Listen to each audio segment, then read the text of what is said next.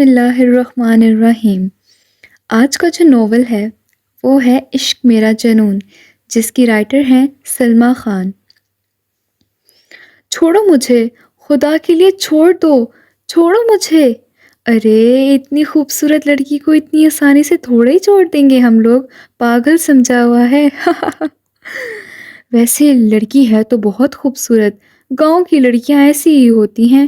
بچاؤ، کوئی تو بچاؤ بیبی، تمہیں بچانے کے لیے اس جنگل میں کوئی بھی نہیں آئے گا، تو بہتر ہوگا یہ کوشش ختم کر دو۔ ان تین نوجوان لڑکوں پر تو جیسے شیطان ہی سوار ہو گیا تھا۔ وہ کسی بھی حال میں اس لڑکی کو چھوڑنے کے لیے تیار نہیں تھے۔ وہ لڑکی بنا پانی کی مچھلی کی طرح تڑپ رہی تھی۔ پہلے میں، ابھی چل سالے، ہر جگہ تو پہلے آ جاتا ہے، پہلے تو میں ہوں۔ میں نے کہا نا، میں پہلے تو مطلب میں۔ تم دونوں کتوں کی طرح آپس میں کیوں لڑ رہے ہو؟ سب کو موقع ملے گا نا، تو اتنی جلد بازی کس چیز کی ہے؟ اچانک سے انہیں جھاڑیوں میں سے آواز آنے لگی، کون؟ کون؟ وہ سب لوگ گھبرائے ادھر ادھر دیکھنے لگے۔ کوئی نہیں ہے، ہوا ہوگی، ایک دوسرے کو تسلی دینے کی کوشش کی۔ اتنے میں ایک لڑکے کو اپنے پیچھے کسی کے کھڑے ہونے کا احساس ہوا۔ کون ہے؟ کون؟ وہ اندھیرے میں اپنے پیچھے کھڑے وجود کو نہیں دیکھ پا رہا تھا، اس کا جسم کانپ رہا تھا۔ تم لوگوں کی موت۔ ان تینوں کو ایک بھاری آواز سنائی دی، آواز ایسی تھی جو کسی کو بھی خوف میں مبتلا کر سکتی تھی۔ اوپر سے کالا گھنا جنگل۔ ابھی وہ لوگ بھاگنے کا سوچ ہی رہے تھے کہ اس وجود نے ایک لڑکے کو پکڑ کر زمین پر پھینکا تھا۔ تم لوگوں کی ہمت کیسے ہوئی ایک لڑکی کے ساتھ زیادتی کرنے کی؟ کیا تم لوگوں کو پتہ نہیں تھا کہ یہ شیطان اگر سویا ہوا ہے تو اسے سویا رہنے دینا چاہیے، ورنہ وہ سب کو ختم کر دیتا ہے۔ لیکن تم لوگوں نے اس شیطان کو، اس درندے کو جگا دیا۔ اگلے ہی پل کلہاڑی اٹھا کر اس وجود نے ایک لڑکے کے پیٹ پر دے ماری تھی۔ ایک کی درد سے چیخ نکلی تھی، باقی دو تو بالکل سن پڑ گئے تھے۔ پھر باری باری پتھر اٹھا کر ان سب کے چہروں پر مارتے ہوئے چہرہ مکمل بگاڑ دیا تھا۔ باری باری سب کی موت ان کے اوپر آ چکی تھی۔ وہ لڑکی تو اس وجود کو دیکھ کر بے ہوش ہو گئی تھی، کیونکہ اس وجود کے چہرے پر نقاب تھا جو بہت ڈراؤنا تھا کہ کوئی بھی بے ہوش ہو جائے۔ جب اس لڑکی کو ہوش آیا، وہ اپنے گھر کے دروازے پر بیٹھی ہوئی تھی۔ وہ دروازے کے بالکل برابر میں ٹیک لگائے ایسے بیٹھی تھی جیسے وہ کسی کا انتظار کر رہی ہو۔ وہ خود بھی یہ نہیں جانتی تھی کہ وہ یہاں پر آئی کیسے، ان لڑکوں کا کیا ہوا، وہ تو وہاں پر تھی نا، اور وہ ماسک والا آدمی کون تھا جس نے اس کی جان بچائی؟ بہت سارے سوال اس کے ذہن میں تھے۔ اچانک سے دروازہ کھلا اور اس لڑکی کے بوڑھے ماں باپ باہر نکلے۔ سدا شکر سائیں کا، میری دھی صحیح سلامت ہے۔ تو ٹھیک ہے نا؟ تو کہاں چلی گئی تھی؟ ہم کتنا پریشان ہوئے تھے، تو جانتی ہے کیا؟ وہ لوگ پریشانی سے اسے دیکھ رہے تھے جو پسینے میں پوری نہائی ہوئی تھی۔ اماں تو اندر چل، میں تجھے سب بتاتی ہوں۔ شاہ سائیں، 3 لاشیں ملی ہیں جنگل کے اندر سے۔ اللہ توبہ، ایسی حالت کی ہوئی ہے، جس نے بھی انہیں مارا ہے اسے تو بالکل رحم نہیں آیا ہوگا ان پر۔ حویلی کے باہر لوگوں کا ہجوم لگا ہوا تھا۔ پریشانی سے وزیر نامی خاص ملازم حویلی کے مالک سید عزیز شاہ کے پاس ساری خبر پہنچا رہا تھا۔ تو فکر نہ کر وزیر، جس نے بھی یہ کیا ہے ہم پتہ لگا لیں گے، وہ اپنی سر پر پگڑی سجاتے ہوئے کہہ رہے تھے۔ شاہ صاحب، اللہ سائیں جھوٹ نہ بلوائے، لوگوں کا تو کہنا ہے ضرور جنگل میں کسی بھوت کا سایہ ہے۔ اس مہینے یہ 18ویں لاش ملی ہے، ہمیں تو پتہ نہیں چل رہا کہ کون کر رہا ہے۔ وہ بس بولے جا رہا تھا، لیکن شاہ صاحب کسی اور ہی سوچ میں گم تھے۔ جا کر چھوٹے شاہ صاحب کو بلا لاؤ۔ ملازم حکم کی پاسداری کرتے ہوئے آگے کی طرف بڑھنے لگا۔ ماں صدقے جائے، ماں واری جائے، کتنا سونا ہے میرا پتر۔ شکورہ، جا کر مرچیں لے کے آ، نظر تو اتاروں میں اپنی جان کے ٹوٹے کی، آج تو اور بھی سونا لگ رہا ہے۔ جی مالکن، جو آپ کا حکم۔ ملازمہ اپنے سر پر دوپٹہ ٹھیک کرتے ہوئے باہر کی طرف چلی گئی۔ ماں بیگم، کتنی بار کہہ چکا ہوں اتنی تعریفیں مت کیا کریں، اتنا بھی پیارا نہیں ہوں میں۔ ہٹ جھلا کہیں کا، آگے پورے گاؤں میں میرا پتر جیسا کوئی بھی نہیں، اور تو کہتا ہے کہ تو سونا نہیں ہے؟ جن کو تو سونا نہیں لگتا نا، ان کی آنکھیں ہی خراب ہوں گی۔ چل جلدی سے بیٹھ، شکورہ مرچیں لاتی ہی ہوگی تو میں تیری نظر اتار دوں۔ کبھی کبھی تو میرے دل میں ہول اٹھتے ہیں، کہیں تجھے میری ہی نہ نظر لگ جائے۔ اب کائنات شاہ اپنے جان سے عزیز بیٹے کی نظر اتار کر اس پر واری جا رہی تھی، اتنے میں دروازے پر دستک ہوئی۔ یہ کون آ گیا؟ میں نے تو نظر بھی نہیں اتاری ابھی تک۔ وہ دروازے کی طرف دیکھ کر بولی، اندر آ جائیں۔ وزیر کمرے میں داخل ہوتے ہی سر جھکا کر بڑے ادب سے شروع ہوا، چھوٹی شاہ صاحب، بڑے شاہ جی نے بلایا ہے۔ وہ اسی طریقے سے نظریں زمین پر گاڑے بتا رہا تھا، بابا صاحب بلا رہے ہیں، ان کو بولو میں آتا ہوں۔ یہ سن کر وزیر واپس کی جانب بڑھ چکا تھا۔ چلے اماں بیگم، ذرا سن کے آتے ہیں کہ آپ کے شوہر کے کیا حکم ہیں، وہ شرارتی لہجے میں کہتے ہوئے اپنی ماں کو باہر کی جانب لے جا رہا تھا۔ جی بابا سائیں، آپ نے بلایا؟ وہ فرما برداری سے اپنا سر جھکائے بڑے شاہ صاحب کے سامنے کھڑا تھا۔ آؤ بیٹا بیٹھو، تمہارے علم میں ہے کہ آج پھر گاؤں میں کیا ہوا؟ وہ اب سامنے صوفے پر بیٹھ چکا تھا، سر نفی میں ہلایا۔ 3 نوجوان لڑکوں کی لاشیں ملی ہیں، کوئی پہچان بھی نہیں سکتا کہ ہے کون۔ چہرہ بری طریقے سے خراب کر دیا گیا ہے۔ اب تو واقعات بڑھتے جا رہے ہیں، ہم ہاتھ پہ ہاتھ دھرے نہیں بیٹھ سکتے۔ وہ کافی سنجیدہ تھے۔ بابا سائیں، میں جاتا ہوں، اور جو بھی یہ کر رہا ہے اسے بہت جلد منظر عام پر لاؤں گا میں، آپ بے فکر رہیں۔ پتر، تمہارے ہوتے ہوئے مجھے بھلا کیا فکر، تم ہی تو میرا سہارا ہو، تم ہو تو ساری پریشانیاں ختم ہو جاتی ہیں، اور ویسے بھی اب گدی پر تم بیٹھنے والے ہو تو یہ ساری پریشانیاں تمہاری ہیں، اپنی پریشانیوں کو خود حل کرو۔ وہ نرمی سے مگر سنجیدہ ہو کر سمجھا رہے تھے۔ اس نے اس بات میں سر ہلا کر اپنے پاؤں داخلی دروازے سے باہر نکالنے لگا۔ راگ کہاں سے کھل گئے کہ چھوٹے شاہ صاحب ہم غریبوں کے پاس تشریف لائے ہیں۔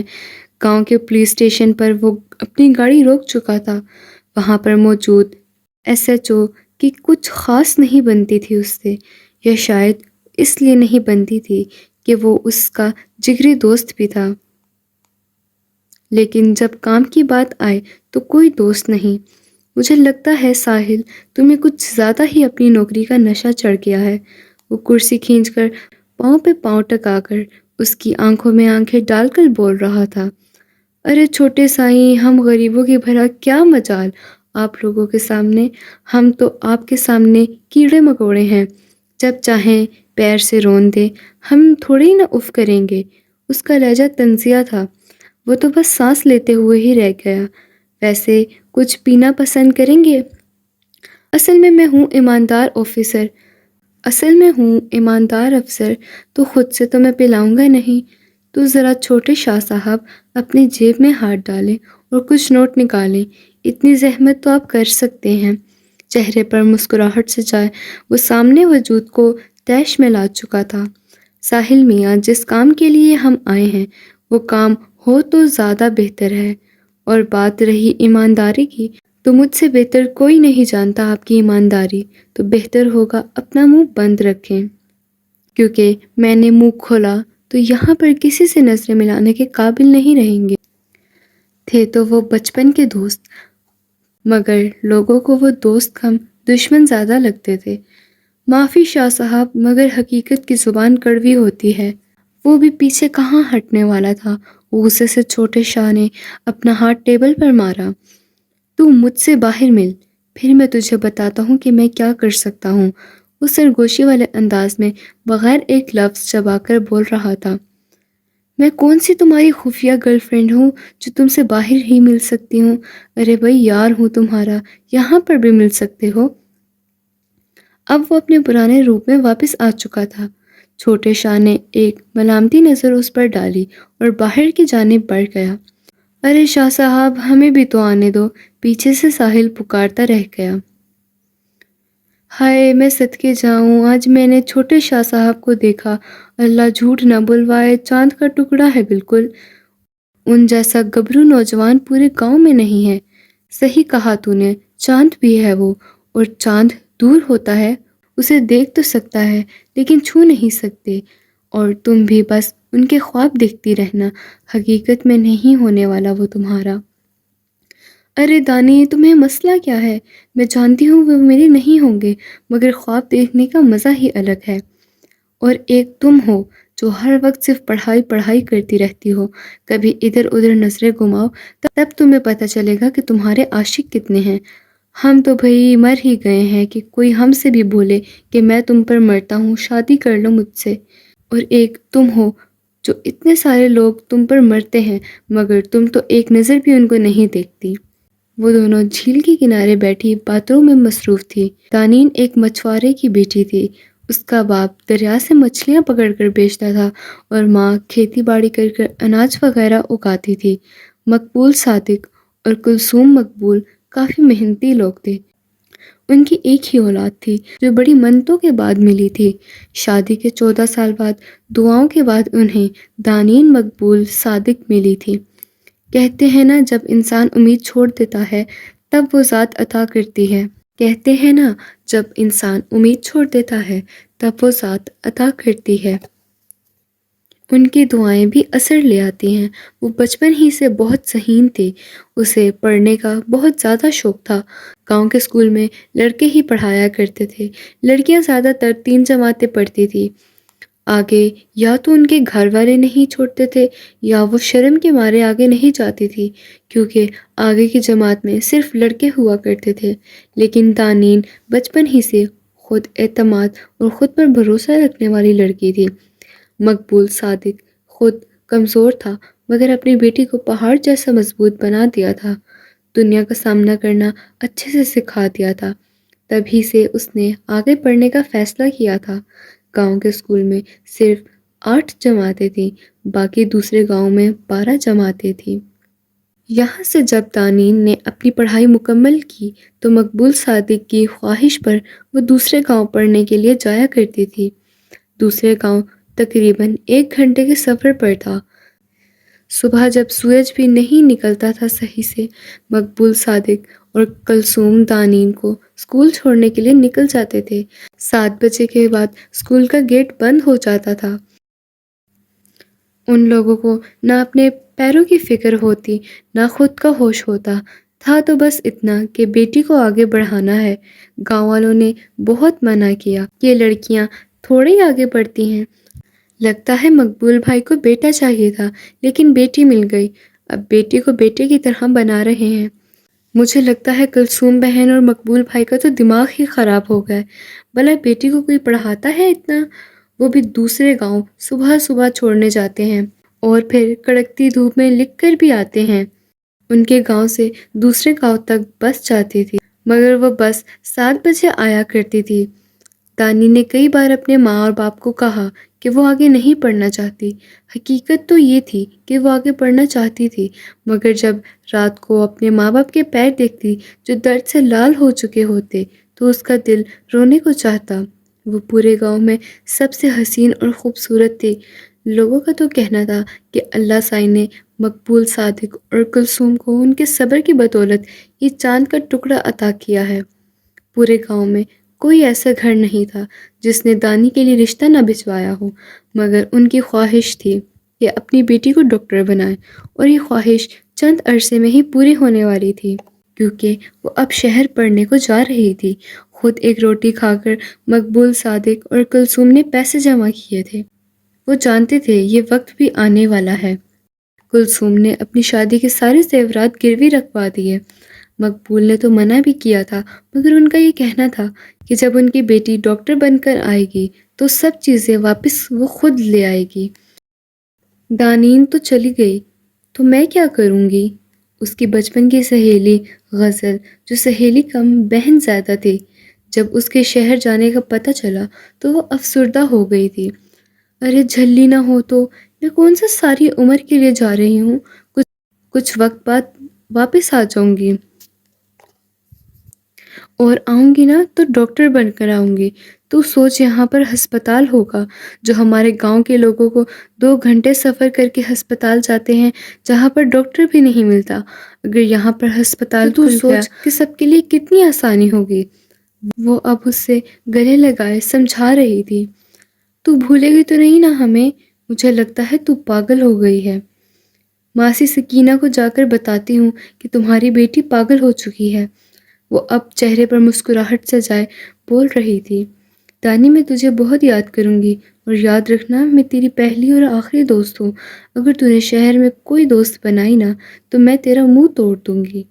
اور اس کے منہ پر چانٹا مارتے ہوئے کہہ رہی تھی، جو دانین کو بہت زور سے لگا تھا، غزل کی بچی، تو کہہ رہی تھی جب بناؤں گی تب مارے گی، تو اب بھی مار رہی ہے۔ وہ چہرے پر مصنوعی تھکی لاتے ہوئے ایک چانٹا غزل کے منہ پر رسید کر چکی تھی۔ دانی کی بچی تجھے تو میں… اب وہ ڈنڈا لے کر پورے کھیتوں میں بھاگ رہی تھی۔ ذوالفقار حاتم، کیا آپ بھول گئے ہیں جو پنچایت میں فیصلہ ہوا کہ آپ ہمارے گاؤں کے کسی بھی انسان کے لیے اس روڈ سے گزرنے سے نہیں روکیں گے؟ مگر شاید آپ کی یادداشت کمزور ہو چکی ہے۔ ذوالفقار حاتم دوسرے گاؤں کے سردار حاتم علوی کا بیٹا تھا۔ شاہ صاحب والوں کا گاؤں کے آگے سے ہی حاتم علوی کا گاؤں شروع ہوتا تھا، مگر دونوں گاؤں کے سرداروں میں نہیں بنتی تھی۔ اکثر کوئی بھی شاہ صاحب کے گاؤں سے شہر کی طرف جانے کا ارادہ کرتا تو حاتم علوی کے لوگ اسے روک دیتے۔ اب بات حد سے بڑھ گئی تھی۔ پنچایت میں بیٹھ کر یہ فیصلہ کیا گیا تھا کہ شاہ صاحب کے گاؤں میں جو دریا ہے اس کا پانی حاتم علوی والوں کو دیا جائے گا۔ شرط یہ تھی کہ وہ کسی کو نہ روکیں گے، لیکن انہوں نے پھر بھی یہ حرکت شروع کر دی۔ اب مجبوراً چھوٹے شاہ صاحب کو خود جا کر حاتم علوی کی بیٹھک میں ان کے بیٹوں کے سامنے بیٹھ کر بات کرنی تھی۔ ارے چھوٹے شاہ صاحب، ہماری حویلی میں پہلی بار تشریف لائے ہیں آپ، اور اتنے ہی برس پڑے ہیں ہم پر، کچھ رحم کیجیے ہم غریبوں پر۔ جا حکمی، جا کر کھانے کا انتظام کر۔ چھوٹے شاہ صاحب کو بغیر کھانا کھلائے تو بھیجنے والے نہیں ہیں ہم۔ وہ اپنے خاص ملازم کو اشارہ کر کے دوبارہ چھوٹے شاہ صاحب کی طرف متوجہ ہو گئے۔ ذوالفقار حاتم علوی، میں یہاں کھانا کھانے نہیں بلکہ بات کرنے آیا ہوں۔ جب پنچایت میں فیصلہ ہو ہی گیا ہے تو یہ کرنے کا کوئی خاص مقصد وہ خوفناک حد تک سنجیدہ تھا۔ ذوالفقار نے ایک سانس باہر خارج کی۔ چھوٹے سائیں، ضرور ہمارے ملازموں سے کوئی غلطی ہوئی ہوگی۔ پرانے ملازموں کو تو صحیح طریقے سے اس چیز کا علم ہے کہ شاہ صاحب کے گاؤں سے کسی کا راستہ نہیں روکنا، مگر نئے ملازموں کا ہم کیا کریں؟ ابھی نئے ہیں بیچارے، علم نہیں ہوگا ان کو۔ چہرے پہ دنیا بھر کی معصومیت لے کر وہ بول رہے تھے۔ آپ تو ایسے بات کر رہے ہیں ذوالفقار حاتم صاحب کہ جیسے آپ جانتے ہی نہ ہوں۔ چہرے پر طنزیہ مسکراہٹ سجائے وہ بھی پیچھے ہٹنے والا نہیں تھا۔ ہمیں اپنی کیا جان گنوانی ہے شاہ خاندان سے دشمنی موڑ کر؟ وہ تو ہمارے بابا سائیں اور آپ کے بابا سائیں کی پرانی دشمنی ہے۔ ہم اس کا تو کچھ نہیں کر سکتے، مگر ہم تو نیو جنریشن ہے نا۔ وہ اصل میں تھوڑے پڑھے لکھے ہم بھی ہیں۔ اب آپ جتنے تو ہونے سے رہے ہم، لیکن انگوٹھا چھاپ تو چلو ہم بھی نہیں ہیں۔ ہاں تو میں کیا کر رہا ہوں چھوٹے شاہ صاحب کہ ملازموں کو علم نہیں ہوگا، آئندہ آپ کو شکایت کا موقع نہیں ملے گا۔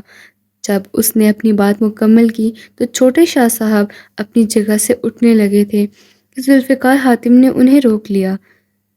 نہیں شاہ جی، ایسے تو نہیں جانے دیں گے ہم آپ کو، آخر ہماری حویلی میں آئے ہیں تو خانہ داری کے بغیر تو ہم کسی کو بھی نہیں جانے دیتے۔ ہمارے خاندان کا رواج ہے، اگر ہماری دہلیز پار کر کے کوئی آ جائے، چاہے وہ دشمن ہی کیوں نہ ہو، مگر شان سے اس کی خاطر تواری کریں گے۔ آپ تو چلے دوست ہیں، آپ کی تو ہم دل و جان سے کریں گے۔ لہجے میں پراسراریت تھی۔ جمیلہ، کیا تم سچ کہہ رہی ہو؟ شاہ حویلی سے چھوٹے شاہ صاحب آئے ہیں؟ وہ جو نیند میں بڑبڑا رہی تھی اچانک سے جمیلہ کی آواز پر اٹھ بیٹھی۔ ارے چھوٹی بیگم صاحبہ، میں نے خود اپنی گناہ گار آنکھوں سے دیکھا ہے، چھوٹے شاہ صاحب آئے ہیں، بیٹھک میں بیٹھے ہیں۔ اب تو انہیں حویلی کے اندر لایا گیا ہے۔